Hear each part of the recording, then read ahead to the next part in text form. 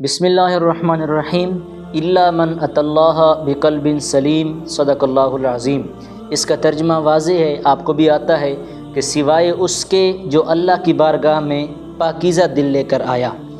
دیکھیں، جو دل کی صفائی ہے وہ ایمان سے، ایمان کی تکمیل سے اور تقوی اختیار کرنے سے اور اللہ تعالیٰ کی بارگاہ میں اچھے اعمال بجا لانے سے اور اللہ تعالیٰ کا ذکر کرنے سے ممکن ہے۔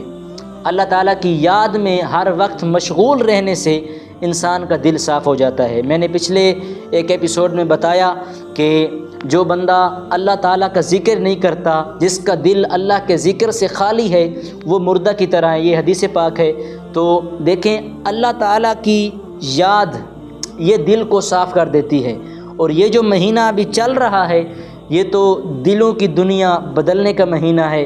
اس مہینے میں دل کو جو دنیا ہوتی ہے وہ بدل جاتی ہے۔ انسان رب کا ذکر اتنا کرتا ہے، رب کی بارگاہ میں اتنا ذکر کرتا ہے، اللہ کی یاد میں اتنا مشغول ہو جاتا ہے کہ اس کا دل آٹومیٹک بدل جاتا ہے، اس کا دل جو ہے وہ رب کی طرف چلا جاتا ہے۔ تو یہ مہینہ دل کی دنیا کو بدلنے کا مہینہ ہے۔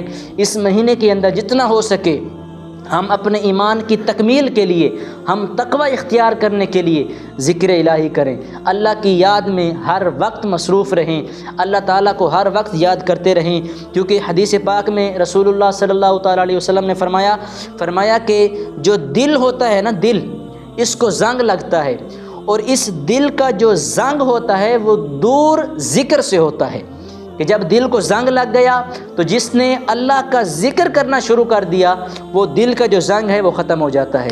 تو دل کی صفائی کا جو بہترین علاج ہے نا، وہ ذکر الہی ہے۔ تو اس مہینے میں زیادہ سے زیادہ ہمیں اللہ تعالیٰ کا ذکر کرنا چاہیے۔ دعا گو ہوں اللہ تعالیٰ عمل کی توفیق نصیب فرمائے۔